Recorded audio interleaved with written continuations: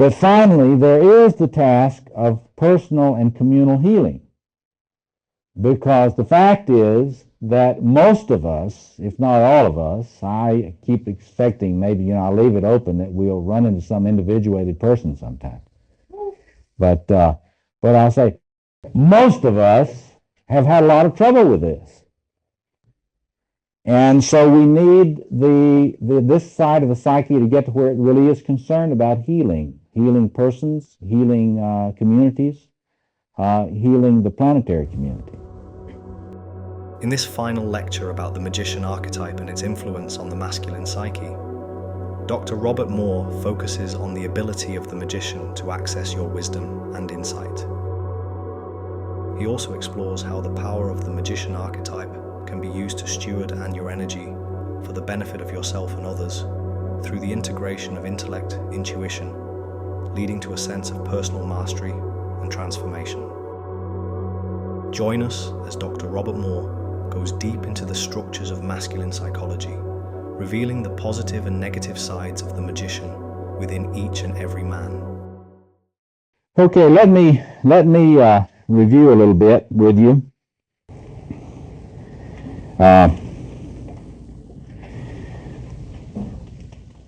Remember, there are a lot of assumptions upon which this work is built, and let me just go over them quickly again with you. This work makes absolutely no sense whatsoever if you're not with Carl Jung on the existence of an objective psyche, that is to say, the collective unconscious. If there is no such thing as a collective unconscious, and you make that theoretical judgment, then this stuff is just an exercise, and merely an exercise in imagination. The imagination is wonderful, and so you might want to do it anyway. But that is not the point of view that I am propounding. I am suggesting that Jungian psychology is more than a fancy approach to literary criticism. That is to say, these structures actually exist in the psyche. And along with Jung, there in fact is a collective unconscious which is structured, in contrast to many other schools of thought. And not only is it structured through careful psychoanalytic research in Jung's tradition, you can discern patterns in those structures. And I've pointed out before in other lectures and other courses that Jung's not the only one. There are the structuralists like Levi-Strauss. There are the structural linguists like Noam Chomsky and others. Other people who are quite clear in their minds that there are deep structures that govern things like language acquisition and all sorts of other things. That, in other words, just as there are structures which account for our having 2 arms and not 4, there are structures that are biological structures that account for the structure of our psyche. That is to say, my position is a biopsychological position. And if you're not familiar with work in this, I suggest that you look at the work of Anthony Stevens, which I value a great deal, particularly starting with his book, Archetypes: A Natural History of the Self, and then looking at his other works, particularly in understanding my kind of sociobiological view of the warrior archetype, looking at his book, The Roots of War. So Jung saw the archetypal self. Now, there are many archetypes in the psyche. The archetypal self is a psychic blueprint, you might say, for the formation of an adult human personality. There are archetypes all over the place, and of course, if you come out of a Platonist tradition, there's a sense in which everything has an eternal object or a form which corresponds to it. But when we're doing scientific psychology, we're not talking about metaphysics in which you talk about all the forms, etc., etc. We're talking about fundamental forms that inform the development of human personality. And so when Jung focuses in on the archetypal self, it's by no means as vague as a lot of people would have you believe. That is to say, when Jung talked about the archetypal self, he was talking about an observable structure in the psyche, that is, observable in its effects. You can see symbols which come off of it in dreams. And you can look through his collected works and just look under self. Don't read a bunch of Jungians about Jung's. Just go directly to the collected works and look under in the index under self, and you see the enormous, elaborate research that he went into in documenting this phenomenology of the self. And this book, this volume 9-2, Ion, is one of the most important ones, I think. The distinction he makes between the ego and self, therefore, is of critical importance. That is to say, you're not supposed to be the archetypal self. Your ego is supposed to form itself in a manner which is informed by the patterning in the archetypal self. And so if you just take a look at that, that means to say you got a blueprint, and if you look at the structure of your ego, that is your conscious personality, the way you have formed as a person, you will notice balances and imbalances. And if you want to try to individuate, which is Jung's term for getting more balanced and more whole as a person, wholeness is not some abstract concept that has no content. To him, it means that you try to balance out some of the one-sidedness in the psyche. There are various kinds of one-sidedness, which he has laid out, particularly in his theory of typology. And I have laid out for those of you that came in late and did not see this, at the break, come up and look at this. Jung's fascination with fourfold structures, his fascination with the idea that the self is shaped like a double pyramid. And if you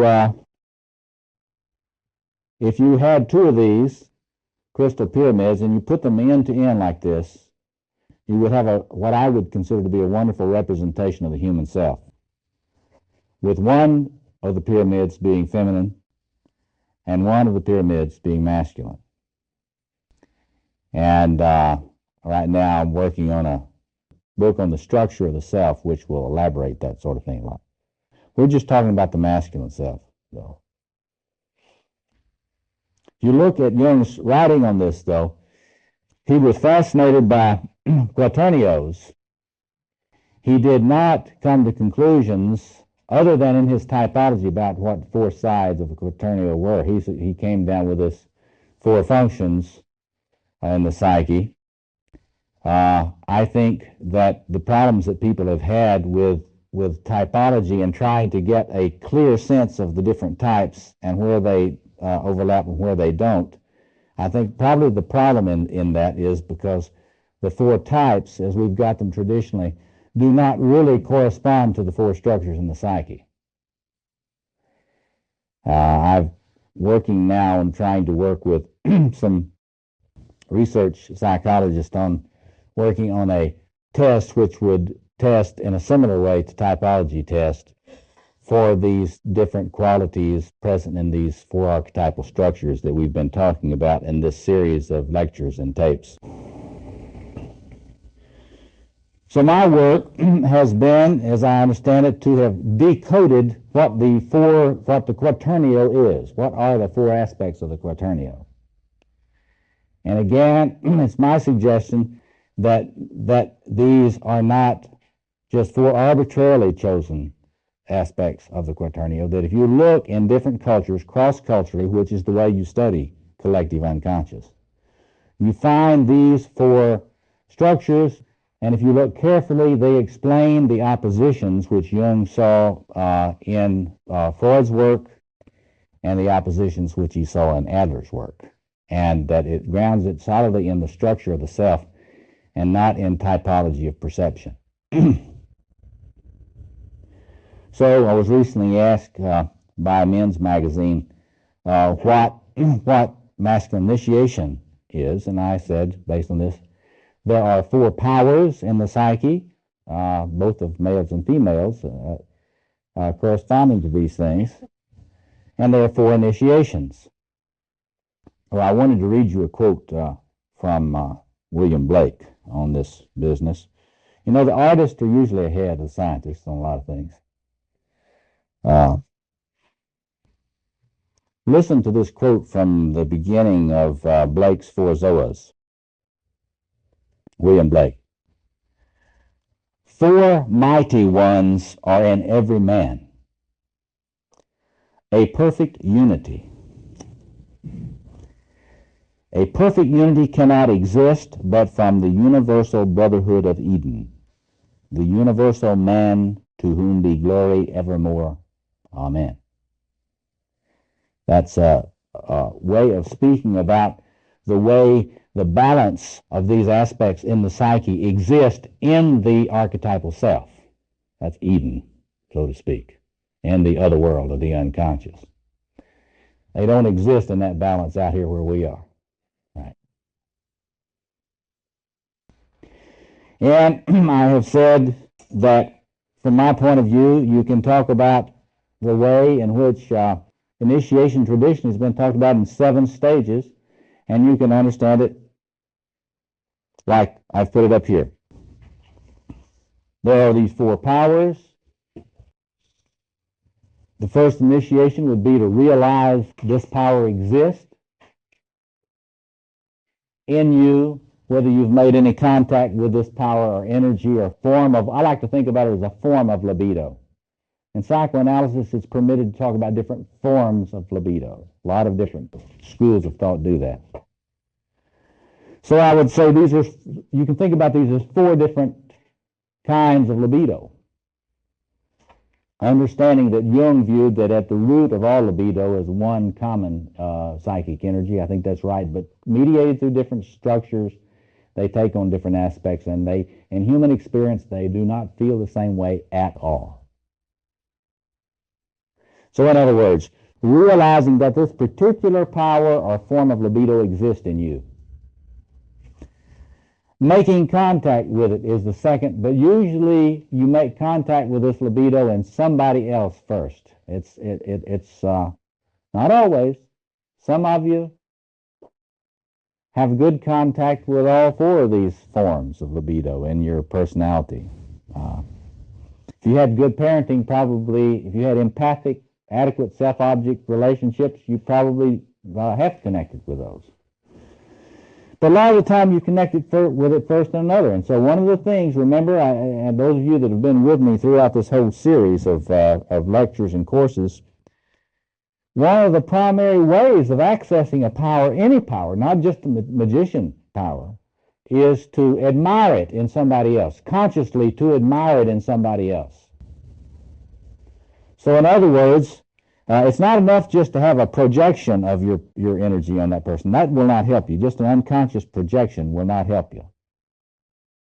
You know, disavowing your sexual energy and put it on some sexy friend. See? Or disavowing your brains and putting it on some smart friend. Or disavowing your wild man side and putting that on some dangerous friend. See? That doesn't really help you. But if you say, hey, my friend so-and-so has got a lot of lover energy. And you know what you're doing. You look at them and you try to change, I try to change my envy of you, see, into admiration. And I consciously, I don't even have to tell you, really. But I admire this energy in you, and I watch you. I watch the way you walk. I watch the way you talk. I watch the way you move. I watch the way you laugh. And this is what the old Freudians and developmental psychologists talk about as identification. But I'm talking about something more conscious. I'm talking about you're looking at somebody, and instead of just sort of some unconscious vampirism like we get into so much, not just eating the other person alive, but admiring them. Because whenever you admire someone for a specific purpose, for an energy that they have developed, you're not hurting them, really. Admiration will not hurt the other. See? Envy hurts. If you're admired, you will know the difference between somebody envying you and somebody admiring you. But anyway, so that's what I'm talking about here in this. You can connect with that, and this person does not even have to be alive. That is to say, you can find persons that carry the power or the form of libido that you lack, that you may not even feel you've got. You can find historical figures. Don't have any love or energy? Get to know William Blake. Admire him. You won't spend much time with William Blake without feeling the love or energy. Tiger, tiger, burning bright. You read that poem a few times and you'll feel it in yourself. You will have already made the third initiation. See? Contacting the power in yourself. Right. It's what's wonderful about poetry. See? But it's not just that. You, by admiring warrior energy in someone else, you see this? And one thing you got to get clear about is the lover in you will not want you admiring warrior energy. It will try to shame you about this warrior energy. You know. And the warrior in you will try to shame you for admiring lover energy. See? Especially at lower levels of development. Because you notice at lower levels of development, there's a long way between these powers. Higher levels of individuation, it doesn't seem to be so far. Okay. Then you realize that this power, whichever one we're talking about, has to be developed. This is, when it starts getting conscious, that is an insult to your grandiosity. See, as long as one doesn't know about some capacity or some potential that one has, one can deny that one's got it, and therefore one doesn't have any responsibility for developing it, and one doesn't have to admit how bad you are at it. See, think about dancing. See, as long as you don't know that you can be a dancer, you don't have to take dancing lessons. Did you ever take dancing lessons? Remember that first day?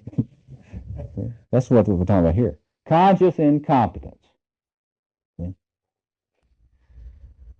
This is the first night you're at some honky-tonk trying to learn the Cotton Eye Joe. Some of you have been. Conscious competence. This is when you get real good at this particular form of libido or power, but you're still having to be real thoughtful about it. You're a pretty good motorcycle mechanic, but you haven't gotten to Zen and the art of motorcycle maintenance. Right? I mean, it hasn't gotten to where it's second nature for you. You see this stuff, as I've said a number of times to you. You see this a lot in the Star Wars series, because all that stuff about Luke learning to use the light sword is about this. And unconscious competence is all that business about him being able to use the light sword blindfolded. All that stuff about putting on the blindfold and being able to defend himself with the light sword, that is the stage. They're trying to get him to the stage of unconscious competence. The blindfold simply means you can do this naturally. It's no big deal to you anymore. It's part of who you are. But you remember that in that series of movies that Darth Vader has got this. He's got the 6th stage, but he's flunked the 7th stage. The 7th, the highest stage, is stewardship of a power. That is, what is this power for? That is, what is it to serve? And this is true. Of course, we think of this as most true of the warrior side of the psyche, but it's true of all of them. And that is to say, you probably read in the New York Times this week about this brilliant a scientist by the name of Bull, who few things started going bad in his academic career, and so he became a arms manufacturer. And he was recently killed with some pistol shots in the back of his neck. At the same time that he was trying to help the Iraqis develop this cannon that will shoot atomic shells 3,000 miles. That is to say, the New York Times article said, we don't know what to say about the morality of somebody that's a brilliant scientist and turns their knowledge to this type of thing, being active in the guns, the armament trade. Well, I hope that after this course together, you understand that being a brilliant scientist doesn't mean a thing with regard to your capacity to morally steward that capacity of knowledge. So the question of becoming a great magus or magician in some field, you can get through 6 of these stages. But then the real critical issue then is, what do you do with it? What does this serve? Does this merely serve some company? Or is there some higher loyalty of this knowledge? What was the name of that movie recently about the guy that was the scientist, physicist, who discovered and developed the bomb? Remember that? Yeah, it was the movie about Oppenheimer. I can't think of the name of the movie, but yeah, Fat Man and a Little Boy is about this whole dilemma. Thank you. Okay.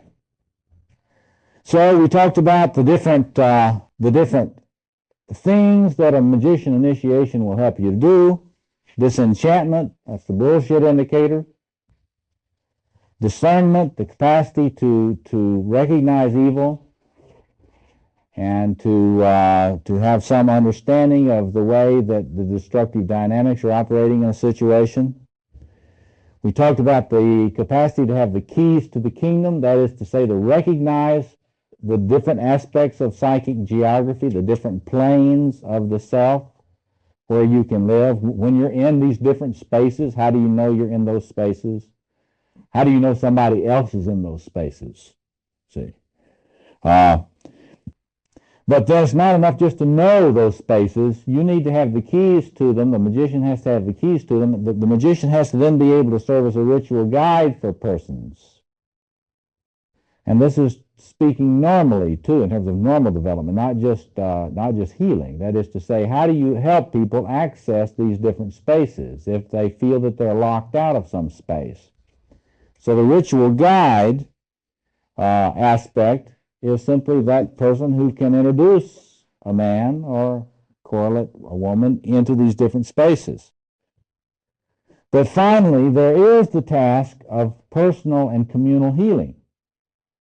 Because the fact is that most of us, if not all of us, I keep expecting, maybe, I'll leave it open that we'll run into some individuated person sometime. But I'll say most of us have had a lot of trouble with this. And so we need this side of the psyche to get to where it really is concerned about healing persons, healing communities, healing the planetary community.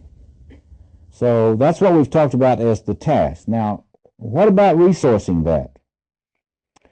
Well, clearly, one of the major ways that people are resourcing that sort of thing today is through going into personal psychotherapy and personal psychoanalysis. There are a lot of people that use that, and indeed that is a helpful manner of approaching this. But I don't think it's enough. I think it's useful for those persons that can afford it. Many people, as you know, cannot afford this, and perhaps many, vast numbers of the people that need this help the most cannot afford it.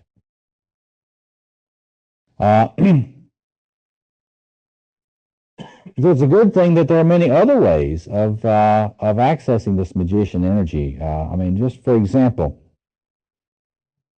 You know, in that first task of the magician, that capacity to not to oversimplify. You know, anytime you're working on your education, you're working on that. I mean, we're in the habit of depreciating people, you know, that get degrees and things that do not automatically have a job attached. But well, we need to rethink this. I mean, there are wonderful resources all over the place, junior colleges, colleges, universities that do not cost a whole lot of money to attend, and which offer tremendous resources for people to broaden the subtlety of their hermeneutics, their approach to interpretation in any field. And and so first thing you need, give yourself permission to go to school. And it sounds funny to say that, but I really want to emphasize that. Give yourself permission to go to school if you want to. If somebody raises an eyebrow, tell them to go to hell, you know. I mean, the point of it is that it's all right for you to go to school. It's all right for you to study something that's not going to bring you in an extra buck. Just for the love of it, just because you want to know it.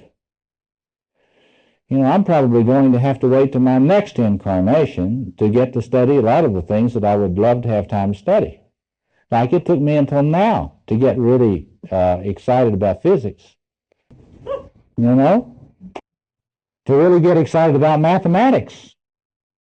I tell you, you know, I'm gonna, you know, I finally have got a little feel for why people are all excited about that stuff, you know, and maybe I'll get to it when I'm 70, but if I don't, maybe the next time around. My Buddhist friends tell me. They assure me I'm going to have a next time around.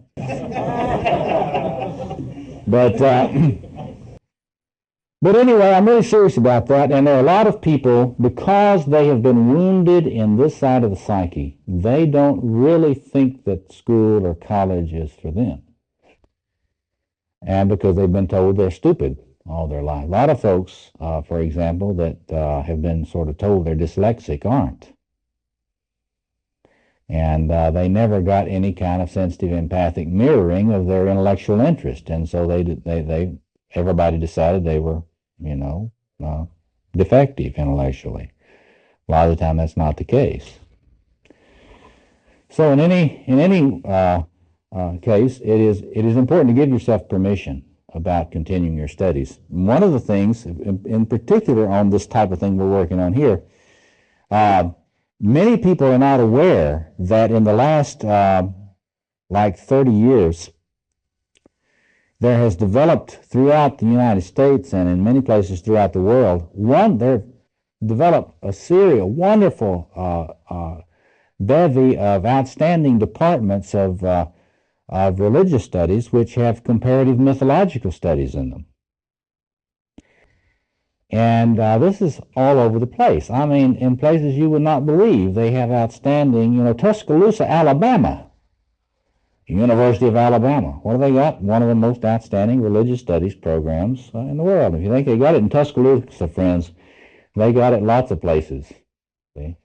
I mean, that is to say, you can study comparative mythology of many, many different significant traditions, and in our cultural context, that's what you need to do. You need to have access to the best that is available in cross-cultural studies, because that's the only way we're ever going to have a planetary consciousness.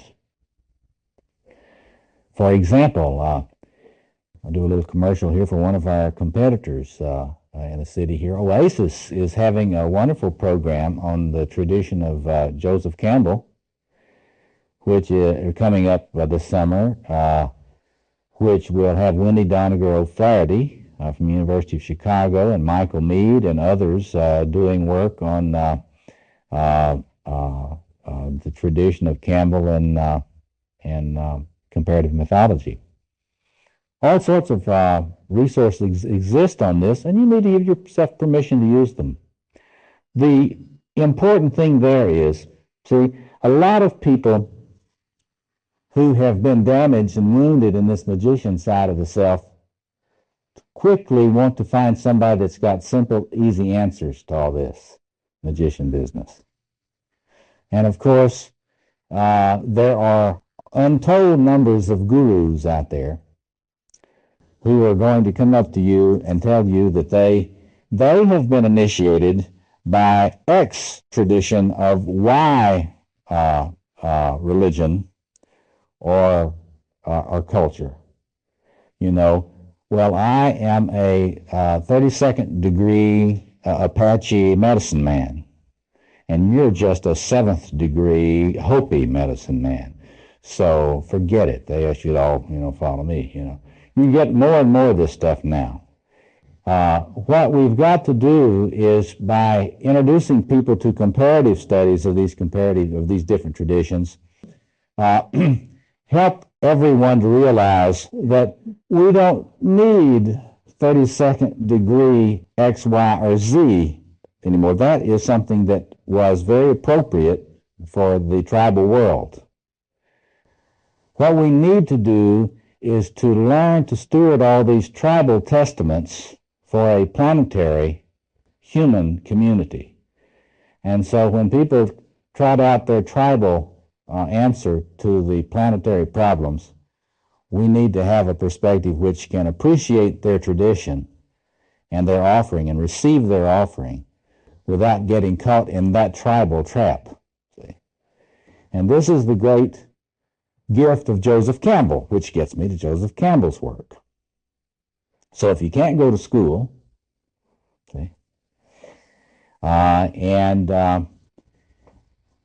you don't really think you'd make it in these intensive programs and stuff, just start with getting the public broadcasting systems series on the power of myth with Campbell. Start there. Then start working your way deeper and deeper into Joseph Campbell's entire work. It'll take you a while.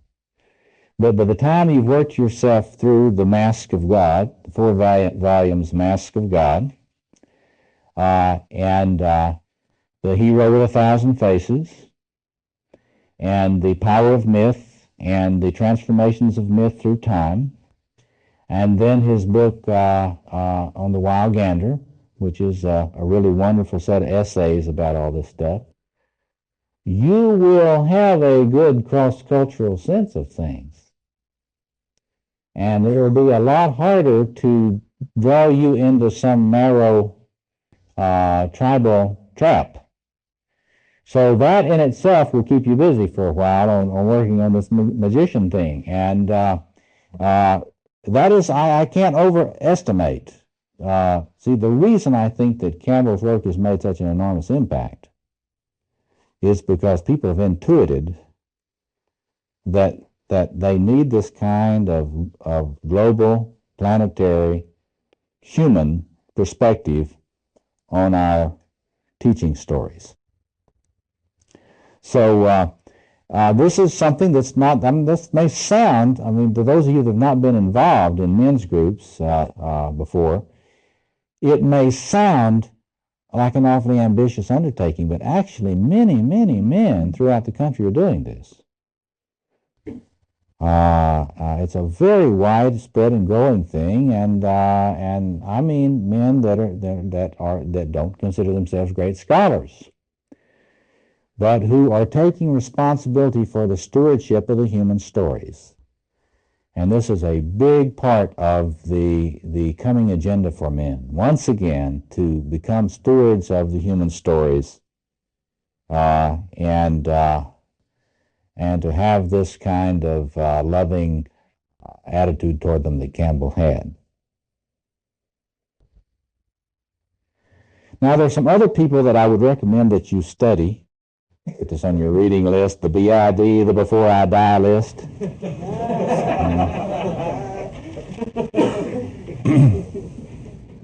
If you're really going to take this Magus thing serious now, you're going to get in touch with this inner alchemist.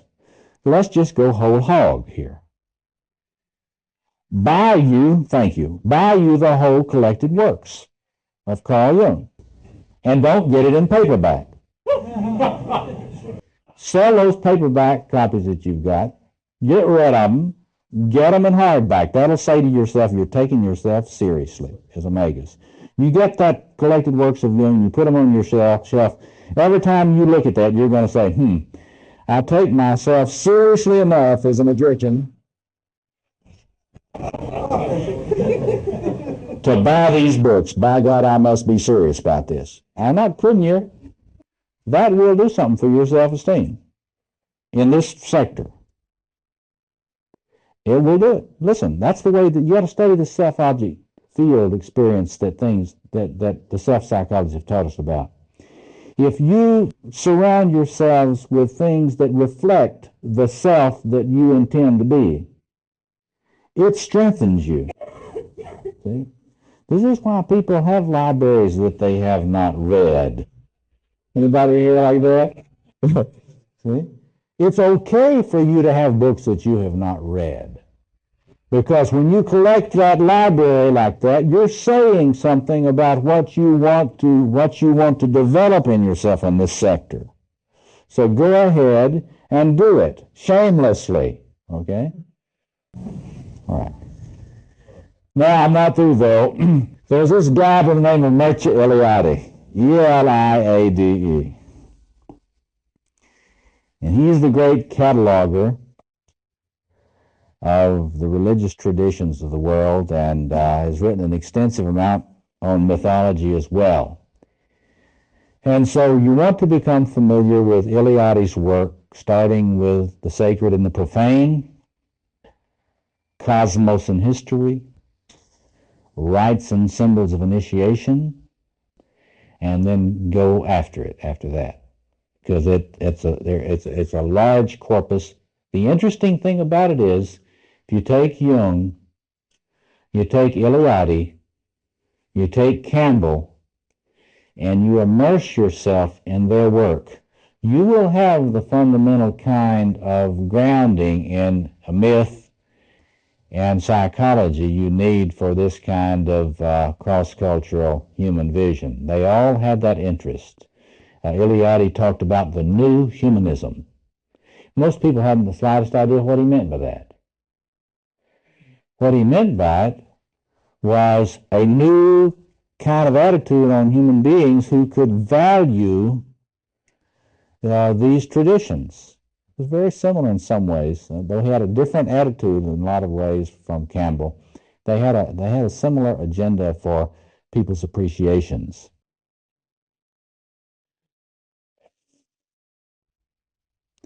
So that's a lot of reading. But you can get into this stuff in some depth faster than you think. And it all begins to feed. It begins to build. It's not like you're always reinventing the wheel. Once you get some familiarity with these different traditions, you began to get some sense of the lay of the land. Let me give you a couple of systematic thinkers. You want to always be able to deal with your magus inflation, right? I mean, you don't want to get to where you think you've got too much of a grasp of things. So you ought to always have somebody that you can study to kind of get you back down to ground, get you back down to the earth about whether you've got it all figured out or not. And Alfred North Whitehead is someone I recommend to you for that. The greatest philosopher in my mind of our time, still unsurpassed. Neoclassical metaphysician, process thinker. Correlation. It's a correlate in philosophy to the new physics and the new biology and to Jung's psychology. And if you kind of get feeling like you're a little too arrogant, then you just get his Process and Reality book. Whitehead's Process and Reality. Just keep that close by whenever you're having an attack of grandiosity. And just open it up on any page and read the page, and this will cure it. Buy that one in hardcover too. Right? Buy that one in hardcover too. All these books buy in hardcover if you can. Keep them right there in where you have your chair, where you sit to read and do your magician thing. Always have these in view. And the other one, now that's a philosopher. The other one, if you tend to be religious about things and you want a philosophical theology, is the collected works of Paul Tillich, Tillich. And it's not enough to have read a few little things of Tillich. If you're going to be an initiated magician, you have to be able to lay out for a friend the entire architectonic of Tillich's thought.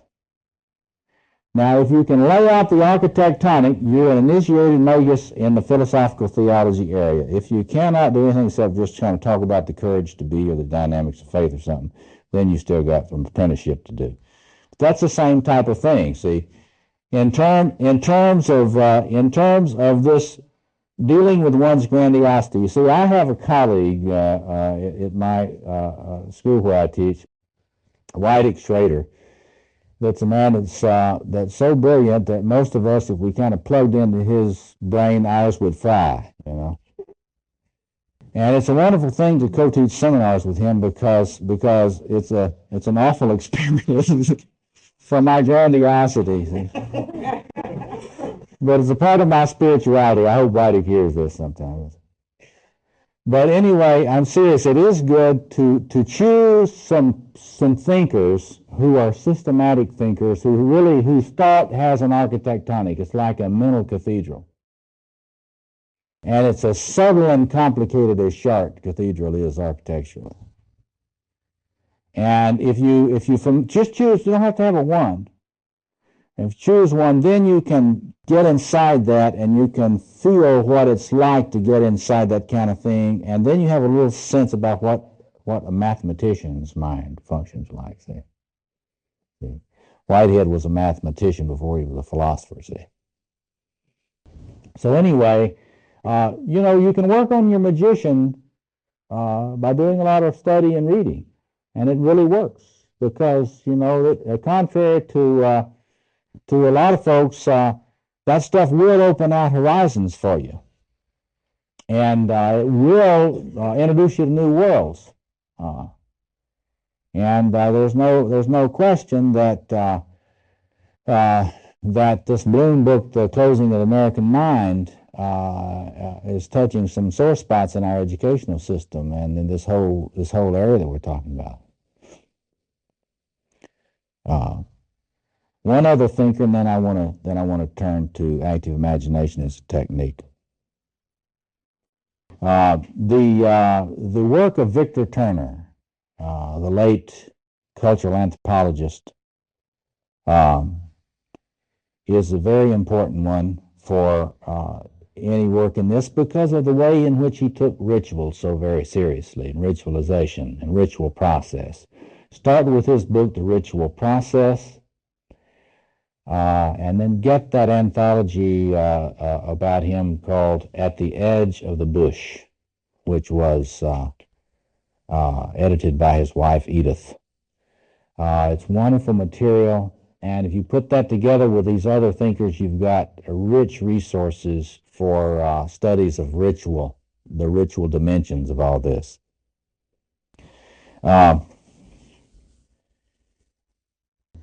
With regard to spirituality and human spirituality, the series I'm editing with Paulus Press eventually will have anthologies of the best essays on different spiritual traditions in relationship to Jung's thought.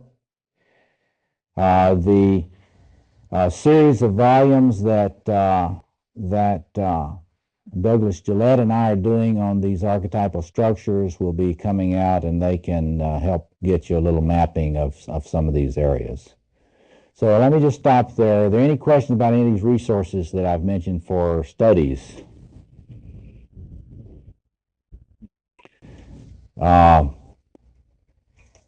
That's a lot of an agenda, but we're talking about, this stuff is Individuation, as Jung viewed it, it's a lifetime process.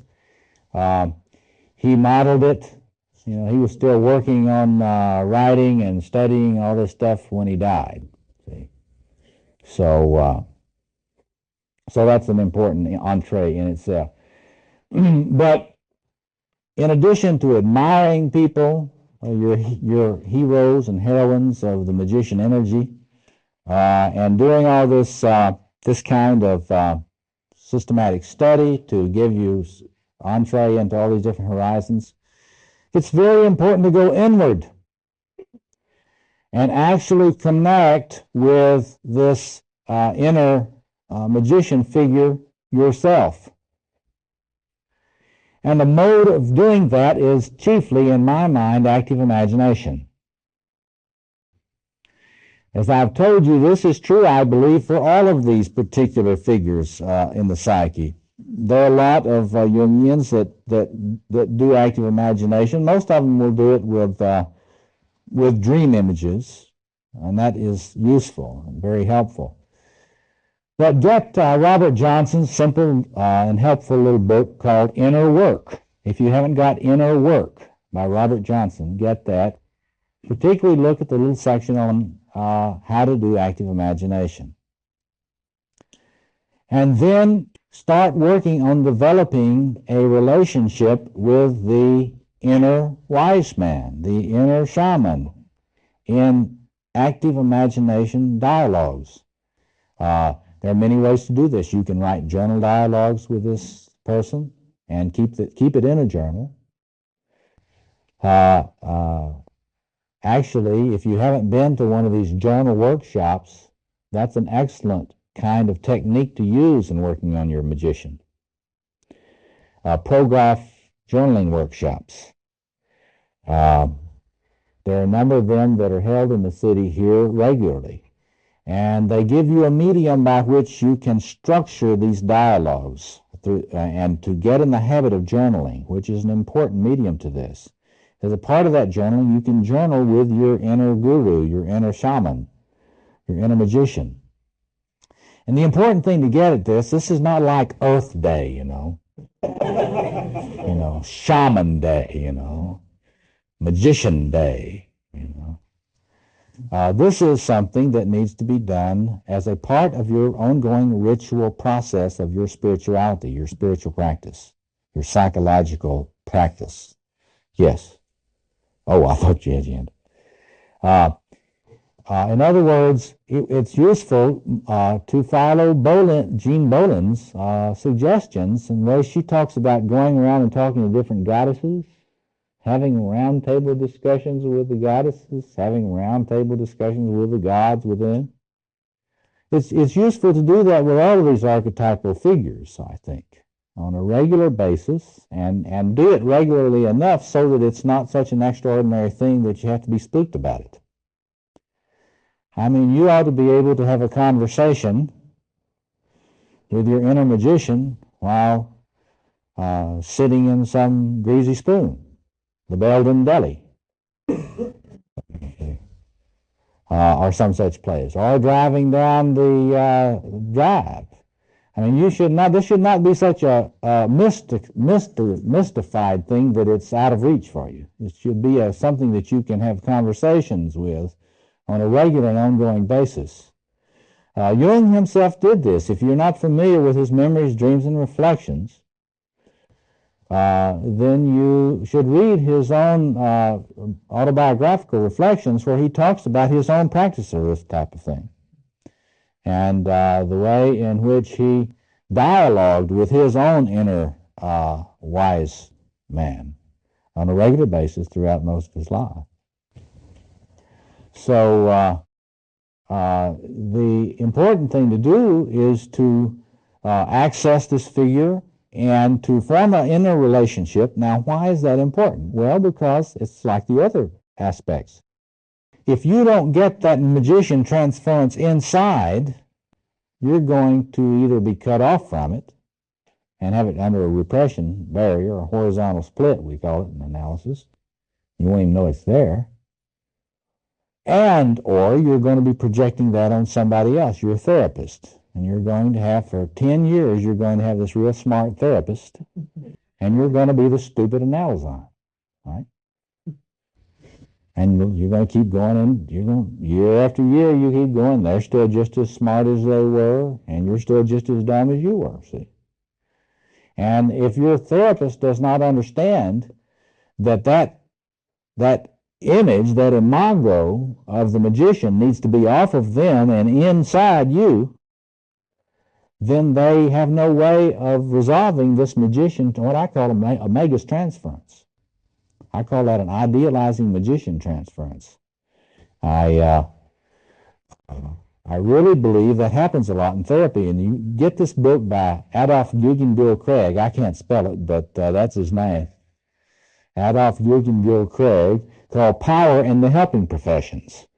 It's a great little book in which he talks about the tendency for healers to project the patient on the archetype of the patient on their client or analysand, to have the patient or analysand project the healer, or the magician I call it, onto them, and just keep it that way.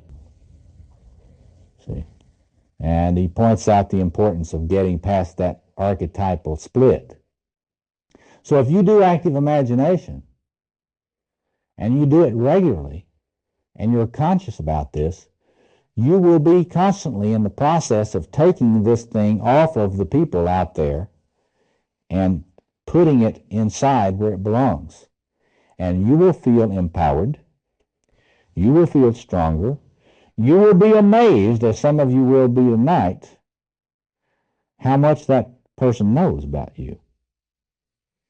And how insightful, what insightful comments they have to say to you. Whenever you're talking to someone who has not done active imagination, they almost always say, "Oh, I'm sure I'll just be talking to myself." See? But after you do it a while, you discover that these figures in your unconscious know a lot more than you ever dreamed they would know, and that you do not know what they know. Any questions or comments about that? I'm doing pretty well. Yeah. Lyle is saying that it's important to realize that one mustn't think that this dialogue is going to get established too easily or too quick or be too simple, that you may have a hard time getting started, but that you may then start noticing that you initiate the dialogue, you get answers synchronistically from other places, unexpected places in your life. I think that's essentially what you were saying. And I want to piggyback on what he's saying there, because it's very important to realize, as you will see tonight, if you stick around, it's very important to realize that you may have a really hard time getting started. You may go into the magician study tonight and nobody may come. And from my experience in doing this with people around the country, I just have to say to you, you got to ask yourself why they didn't come. And then you've got to go back a little more humble and go back and keep going back. Now, you know that Zen story about the people coming to have an audience with Bodhidharma, the great master. And he kept them sitting in the snow a long time. And finally, after they cut off their arm and sent the arm to him, he finally saw them. So there's a little something archetypal in that story. That is to say that you have to, and this is true of all these figures, when you go into a space trying to connect with them, you have to just keep coming back respectfully. And I have not seen many instances in which, after repeated coming back and expressing a desire for contact, that the figure does not appear. You may also get the shadow magician.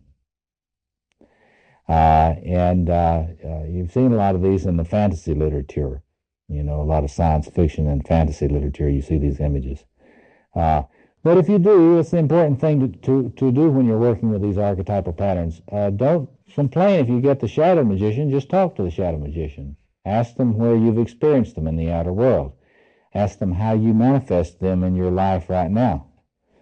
and just generally get as much information as you can from the figure, but go back and see if you can find the true sorcerer, the true healer within. And you can always tell, as with any of these figures, you'll be able to tell by the kind of energy that you feel coming towards you whether or not they're wishing you well or not. And before we start our process, I'll give you some other instructions about this. But this is probably the most important single technique in working with developing your consciousness of this aspect of your psyche that there is. It's not emphasized enough, but it is a key technique that I recommend in working with all of these. In fact, you might say that the magician side of you is the part of you that's going to help you get good at doing active imagination. Okay. Because if you get good at doing active imagination with these different figures, this will be in effect your capacity to have the keys to the kingdom, see?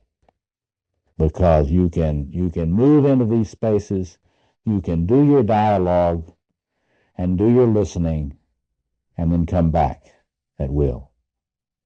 Okay? Yes, back here. The question is a very sophisticated question about multiple personalities and brain phenomena in CAT scans and that sort of thing. I don't think there's much doubt that if we got around to it and started doing content analyses of the content of multiple personality disorders, that we would find that they split around some of these archetypal patterns.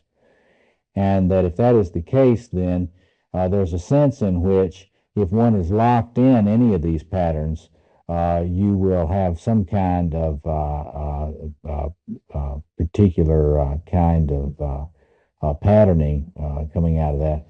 But in multiples, see, what you got to look at in multiples, there is no dominant, really dominant, what we'd call reality ego in that personality.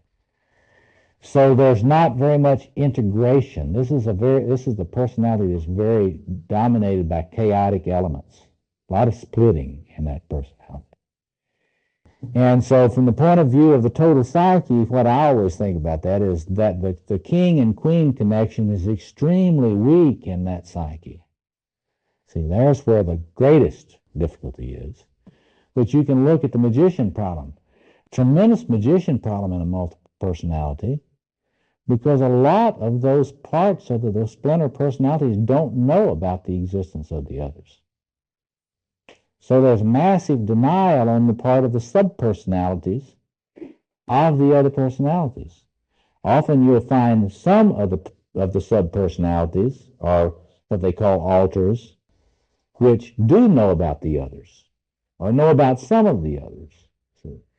So from the point of view of the magician archetype, you would say that this personality has not managed to get through the denial phase yet, see? There's massive denial about what the geography actually is. There's a lot of rooms in that mansion that those different people living in those different rooms don't know exist. See? So you can do a lot with that, but that would take a long time to really get into that. Yeah. Any other comments or questions? A question on the stages. I can see why, competence has to go through that progression. Yes. Mm-hmm. But I was wondering if stewardship isn't really independent of that in a way, that a person ought to be beginning to become a steward even when they're still relatively a buffoon at what they think. Right. Well, exactly. That is to say, you want the question is something about, isn't stewardship something that you try to engage as soon as possible? Right. You want to do it as much as you can at any particular level. But it's important to realize that it's hard to even think about stewarding a power that you do not have at your disposal. But one would hope that it would be done at the level of where one is fully aware of this function, and then how one uses it, how one offers it. The full level of offering is something that can come really only after you have some sense about what that potential is about. But I think you're absolutely right. All the developmental theories, especially from Erickson on, emphasize that even a child, a very young child, is stewarding in the best way they know how. So I think that's a good point. Okay, let's